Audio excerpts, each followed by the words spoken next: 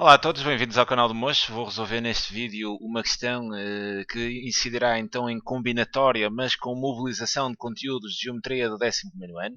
Este foi um problema retirado então do livro Preparar o Exame 2014 da Reis Editora através do Facebook da página do José Carlos Pereira.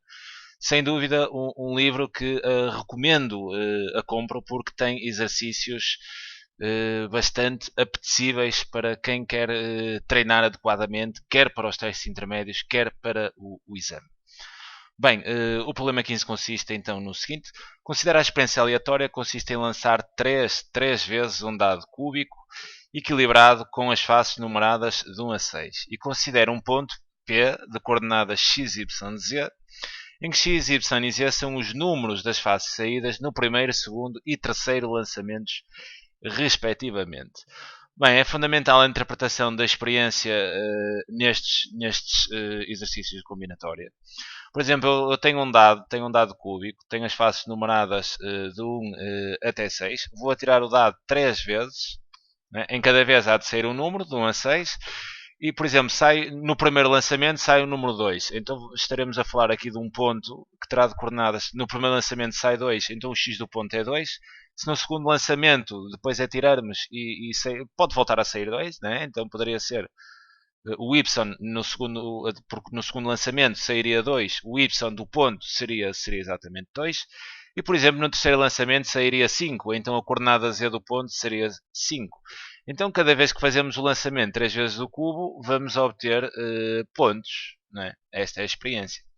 Bem, seja alfa o plano perpendicular à reta definida por esta condição que está aqui, exatamente esta condição que está aqui, e que contém o ponto de coordenadas 0, 0, 8, exatamente. Qual é a probabilidade do ponto P, cujas coordenadas se obtém após 3 lançamentos, pertencer então ao plano alfa? Bem, já devem estar a pensar, e corretamente, que haveremos de ter de definir a equação do plano alfa para depois introduzirmos então as coordenadas de pontos e verificar se o ponto pertence ou não ao plano. Bem, precisamos relembrar então a equação geral do plano, que é um plano alfa, tendo a equação geral ax mais by mais cz mais d igual a 0, sendo então aqui o vetor normal ao plano. O vetor normal ao plano tem de componentes exatamente a, b e c. Vamos ter que determinar então determinar o vetor normal ao plano e depois precisaremos de um ponto que pertença então a alfa, que há de ser este ponto, que nos dizem aqui no enunciado que pertence a alfa. Bem, teremos então um ponto que pertence ao plano alfa. Aqui a chave é então determinar o vetor normal ao plano. Para determinarmos o vetor normal ao plano, temos aqui uma indicação fundamental que nos diz que o plano é perpendicular à reta definida por esta condição. Ou seja, estaremos em algo. Eu neste exercício de geometria gosto imenso de desenhar porque a nível de intuição é muito melhor porque estamos a ver a situação, né? É diferente do que estarmos a ler o texto ou estarmos a visualizar. Eu penso que é bastante diferente. Então, vamos então dar vida à situação, de certa forma. Teremos então aqui um plano alfa. Assim, vou então representar o plano. Este é o plano alfa. E depois teremos uma reta que é exatamente perpendicular ao plano. A reta R, penso. Acho que não tem nome, mas ok, vou dizer como é. Vou definir então a reta como sendo a reta R. Sendo perpendicular ao plano, né, interseta aqui o plano e depois continua. Esta será então a reta R. Ok. Bem, o que é que vocês sabem sobre isto? Vocês têm que relembrar estes conteúdos porque este ano o exame nacional contempla então matéria do 11º ano e eu penso que incidirá bastante nestes conceitos de geometria. Já o teste intermédio que vem aí no final de novembro será então sobre probabilidades, mas tem mobilização de conhecimento de geometria. Daí a realização destes exercícios ser fundamental para vocês se prepararem da melhor forma para o teste intermédio. Okay? Bem, o vetor normal ao plano, este vetor normal ao plano, vocês devem estar recordados disto, o vetor normal ao plano é exatamente perpendicular. o vetor normal é perpendicular, a reta também é perpendicular, o vetor normal é perpendicular ao plano. Bem, isso então a reta, reparem agora no seguinte, e se a reta também é perpendicular com o plano, daqui vamos tirar uma conclusão importante. Ou seja, o vetor normal será colinear com o vetor diretor da reta. Ok? Então o vetor normal será colinear, ou seja, podemos ter aqui uma constante k vezes então o vetor diretor da reta, que eu vou chamar R. Isto aqui é fundamental para determinarmos então a equação do plano. Bem, para isto vamos então precisar de determinar o vetor diretor da reta, ou seja, o vetor R, que eu designei como sendo o vetor R. Bem, temos aqui a equação da reta, né? Está aqui. Vocês devem relembrar esta equação da reta. O que é que vocês podem extrair estando a equação da reta neste formato? Ok, que é este formato x menos x0 a dividir por o 1, que há de ser igual a y menos y0. Isto a dividir por o 2, que há de ser exatamente igual a z menos z0 a dividir por o 3. Quando vocês têm a equação da reta definida desta forma, vocês conseguem, a partir desta definição da reta, retirar duas situações.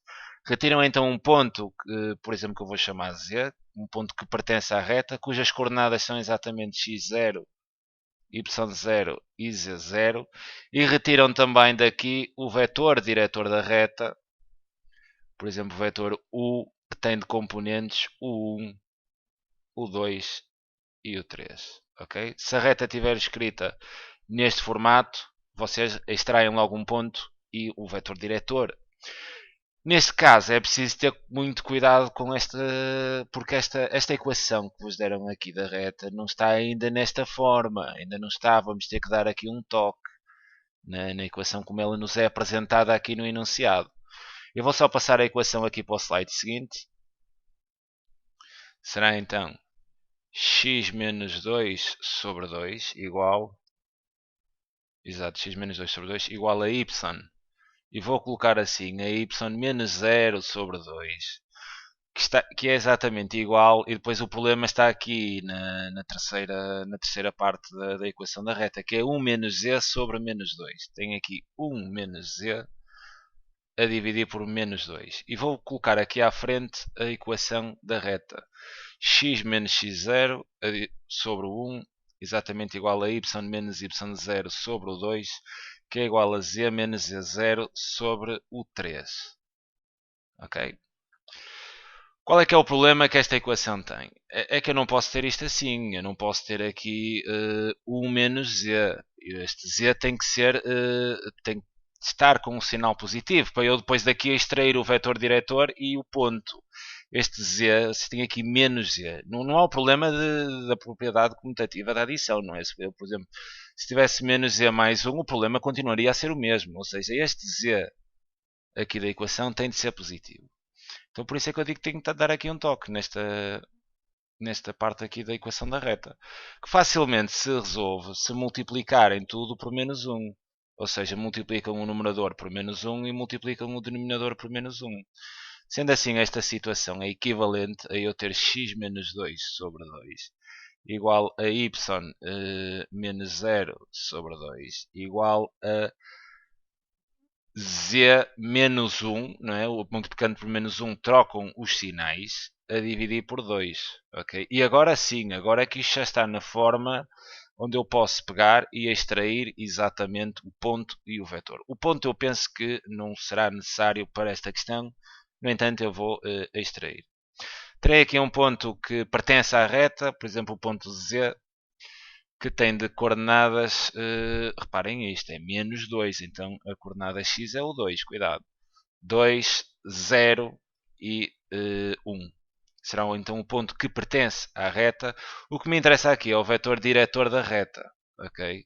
Que é este vetor diretor R, que tem de componentes 2, 2, 2, ok? Isto é que vai interessar então para obtermos a equação do plano. por causa aqui desta noção. Sendo a reta perpendicular ao plano, o vetor diretor da reta e o vetor normal ao plano são colineares, ok? Então daí eu poder dizer que o meu vetor normal ao plano é exatamente igual a um k, uma constante, vezes exatamente o vetor diretor da reta, isto com este k pertencendo então a R, ok? E agora até me vai dar jeito. Normalmente a gente pega e usa logo este vetor, exatamente como está, 2, 2, 2. Mas a nível de operações até vai dar mais jeito eu não ter este 2, 2, 2, mas sim ter 1, 1, 1. O que é simples, não é? Basta dizer, então se o k é igual a 1 meio, né? E então eu tenho que o vetor normal ao plano, terei então que o vetor normal ao plano será exatamente igual a 1 meio vezes 2 vezes estas componentes do vetor diretor da reta. O que isto será então equivalente a dizer que o vetor normal ao plano é exatamente igual, e agora multiplicam k por cada uma das coordenadas, e ficam então com 1, 1, 1. Ok? E tenho então aqui o vetor normal ao plano. Precisamos ainda, para definir o plano, de um ponto que pertença ao plano, que é este ponto 008. Ok? Tem ainda este ponto P que pertence a alfa, sendo que as coordenadas de P é exatamente 008. Ok, então estou em condições, eu vou só fechar aqui isto, estou em condições de definir a equação do plano alfa. Então, o alfa poderá ser definido da seguinte forma. Sei então que a equação geral do plano é esta, ax mais by mais cz mais d igual a zero, e é só mesmo substituírem as componentes do vetor a, b e c, né? Então tem que alfa será exatamente definido como x mais y mais z, porque as componentes do vetor é 1, 1, 1, teriam então 1 vezes x, 1 vezes y, 1 vezes z. Isto mais d igual a zero. Falta então determinar aqui o valor de d. Ok, falta determinar aqui o valor de d, o que é simples, porque basta então, se este ponto P pertence ao plano, eu estou em condições de substituir a coordenada x, y e z do ponto na equação geral do plano, para então determinarmos aqui o tal d que é necessário para escrevermos a equação completa do plano. Teremos então aqui um cálculo auxiliar, né? Até vou colocar aqui, cálculo auxiliar. Então terei 1 mais 1 mais 1 mais d igual... não, peço desculpa, cuidado aqui. Não é 1 mais 1, ok? É 0 mais 0 mais 8. Eu vou substituir as coordenadas do ponto P nesta equação geral do plano. Terei então 0 mais 0 mais 8. Terei então 0 mais 8 mais d igual a 0. Terei então que o d é exatamente igual a menos 8. Agora sim estou em condições de definir a equação do plano. O plano alfa terá a seguinte equação geral: x mais y mais z. E teria aqui menos 8 igual a 0, mas depois para o cálculo das probabilidades até me vai dar jeito eu passar já o menos 8 para o segundo membro e ficarei com isto igual a 8. Ok, terei aqui então a equação do plano. Vou então escrever a equação do plano aqui neste slide. Ficarei então com x mais y mais z, e será então igual a 8. Ok. Agora, vamos então entrar aqui no cálculo combinatório, no cálculo das probabilidades. E o que é que eles nos estão a pedir? Qual é a probabilidade do ponto P, cujas coordenadas se obtém após os 3 lançamentos, exatamente esta situação que vimos aqui no início, pertencer a alfa? Okay. Qual é a probabilidade de um ponto qualquer que se obtenha através do lançamento 3 vezes do dado? Qual é a probabilidade então das coordenadas desse ponto, ou seja, desse ponto pertencer ao plano alfa? Bem, se me estão a pedir uma probabilidade, vocês sabem que pela lei de Laplace, a probabilidade de um determinado acontecimento é sempre igual aos casos favoráveis a dividir pelos casos possíveis. E neste caso, os casos possíveis são muito fáceis de achar, porque eu vou lançar o dado 3 vezes, né? Pode sair qualquer um dos 6 números, há repetição, então os casos possíveis são 6 ao cubo. Eu penso que ninguém terá dificuldades nesta situação. Poderiam ainda dizer que seriam arranjos de 6, 3 a 3, com repetição, que é exatamente a mesma coisa que dizerem que é 6 ao cubo. Aqui vou então fazer o cálculo, que é sempre mais difícil, né? Os possíveis normalmente são acessíveis, os favoráveis é que vão dar um pouco mais de trabalho. Então vou fazer aqui o cálculo dos casos favoráveis. E como é que vamos então fazer o cálculo aqui dos casos favoráveis? A estratégia é a seguinte: eu vou atribuindo valores a x, ou por exemplo, se x for igual a 1, e depois vou ver que casos é que, ou seja, que valores é que y e z podem tomar de forma ao ponto de pertencer ao plano, que será exatamente substituir então as coordenadas e ter exatamente o 8 igual a 8, algo do género. Assim, o ponto então pertence ao plano. Então, vou começar por dar x igual a 1, ou seja, quando x é igual a 1, quando x é exatamente igual a 1, eu tenho o seguinte: se o x é exatamente igual a 1, isto implica que para o tal ponto, eu estou aqui nos casos favoráveis, não é? onde o ponto P tem que pertencer a alfa. Não é? Para isto acontecer, eu terei que ter 1 mais x mais y igual a 8. Ou seja, o x mais y terá que ser igual a 7. Não é? Para isto acontecer, sendo o x1, o x mais y vai ter que dar 7, não há outra hipótese. Bem, então que hipótese é que eu tenho aqui para o y? O x mais y não. Pois, enganei-me. Peço aqui desculpa. Se o x é 1, né, eu tenho aqui y mais z. Desculpem aqui por esta situação. Se x é 1, eu terei então obviamente y mais z e o tal y mais z é que tem que ser igual a 7. Bem, que hipótese é que eu tenho para o y mais z ser igual a 7? Tenho várias. Pode, por exemplo, ser... vou aqui, por exemplo, de atribuir coordenadas a yz. Todos os casos que eu vou colocar aqui serão y e z, apenas para economizar algum espaço. Então, o y pode ser, por exemplo, 6 e o z pode ser 1.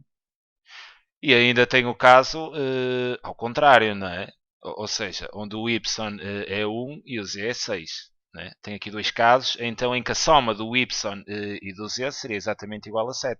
Mas não é o único. Terei ainda, por exemplo, o y pode ser 2 e o z 5. Ou então o y ser 5 e o z 2. Terei ainda a situação onde, por exemplo, o y é 3 e o z será 4. E ainda a situação onde o y é 4 e o z é 3. Depois, já não tenho mais nenhum caso. São exatamente estes. Por exemplo, se o y fosse 5, né? Já está aqui o caso. Ok, então para x igual a 1 tenho 2, 4, 6 casos favoráveis. 6, vou colocar assim aqui, 6. Agora, se o x for 2, se este x for exatamente igual a 2, eu terei então os seguintes casos. Ou seja, terei então, se o x é 2, agora o que é que terá de acontecer? O y mais z terá que ser exatamente igual a 5. Certo? Não, a 5 não, a 6, peço desculpa. Exatamente. Se o x é 2, não é? O y mais z tem que ser 6, porque 6 mais 2, não é? Se isto for 2, 2 mais 6 dá 8. Então a soma do y com z terá que ser exatamente igual a 6. Terei aqui mais alguns casos. Okay? Isto terá que se verificar então. Terei aqui os casos onde, por exemplo, o y é 1 e o z é 5. Terei o caso onde o y é 5 e o z é 1. Terei ainda o caso onde o y é 2 e o z é 4. E ainda o caso onde o y é 4 e o z é 2. E terei ainda o caso onde ambos são 3. O y é 3 e o z também é 3. Neste caso aqui, a troca da ordem não interessa, não gera outro caso, porque estaremos a falar do mesmo ponto, não é? Com as mesmas coordenadas, se eu trocasse estas duas. Enquanto nestes casos aqui importa a ordem, né? O ponto seria diferente. Se o y fosse 2 e o z fosse 4, ou então se o y fosse 4 e o z fosse 2, o ponto era diferente, aqui não. Okay? Então terei aqui 2, 4, 5 casos. Depois, se o x for exatamente igual a 3, eu terei então que o que é que tem que acontecer? Ou seja, quanto é que tem que dar a soma do y mais z? Neste caso, o y mais z terá que ser exatamente igual a 5. Okay. E para isso tem estas hipóteses. O y, por exemplo, pode ser 1 e o z 4. Ou então o y pode ser 4 e o z 1. Ou então o y pode ser 2 e o z 3. Ou então o y 3 e o z 2. E mais nenhum caso. Teria então aqui 4 hipóteses.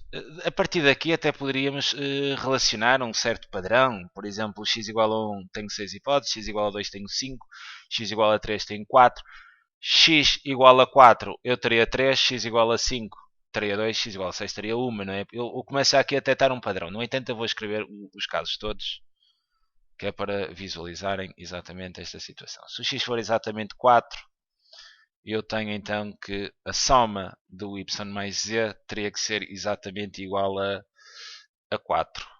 Né? Porque 4 mais 4 é 8. E assim o ponto pertencia então ao pleno alfa. Bem, para o y e z ser 4, o y pode ser 1 e o z 3, ou então 3, 1. Eu vou acelerar agora um bocadinho. Ou então teria o caso 2, 2 e aqui não troca a ordem. Exatamente 3 hipóteses. As mesmas tais que eu vos estava a falar do padrão que podiam identificar. Bem, se o x for igual a 5, se aqui o x é exatamente igual a 5, a soma de y com z teria que ser exatamente igual a 3 e teríamos os casos 1, 2 e os casos 2, 1. Okay. Teríamos então duas hipóteses.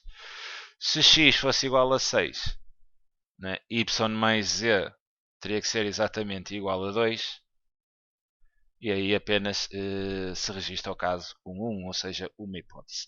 Os tais casos favoráveis, né, os casos favoráveis seriam exatamente a soma destes casos todos, ou seja, 6 mais 5 mais 4 mais 3 mais 2 mais 1, o que dá exatamente 11, 15, 18, 20, 21. Então tenho que os casos favoráveis são exatamente 21. Daí a probabilidade, né, que me estão a pedir seria exatamente do acontecimento A. Sendo o acontecimento A, vocês têm que fazer isto, né, definir o acontecimento A anteriormente. Não vou fazer agora porque o vídeo já está bastante longo. Teria então que definir aqui alguns o acontecimento A como sendo as coordenadas que se obtêm após os três o ponto cujas coordenadas se obtêm após os três lançamentos pertence a alfa, né? E teriam então aqui o acontecimento e depois a partir daí podem então tratar a probabilidade como probabilidade de A, ok, desse tal A que seria definido.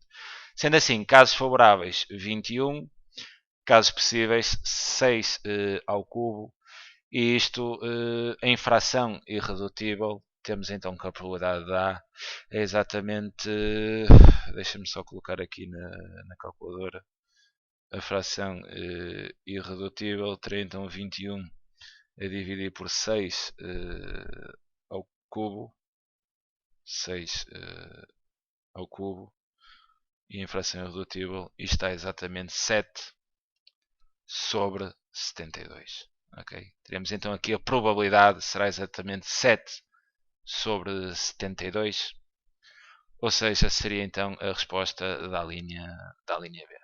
Okay? Fica então aqui a sugestão de resolução. Resolvam bastantes exercícios de mobilização de conceitos de geometria, porque no teste intermédio, que é já daqui a um mês, sairá então conteúdo de geometria, estas equações do plano, equações da reta, o que é que podem extrair a partir das equações cartesianas, das equações gerais, das equações paramétricas, estas relações importantes sobre posições de perpendicularidade entre planos e retas, o que é que sabem sobre os vetores nestas posições. Serão estes os conteúdos à partida que terão de ser mobilizados, por isso é crucial fazer uma revisão a estes conteúdos. Bem, vou-me calar, o vídeo já vai muito longo. Um grande abraço, é sempre um prazer enorme. Tchauzinho.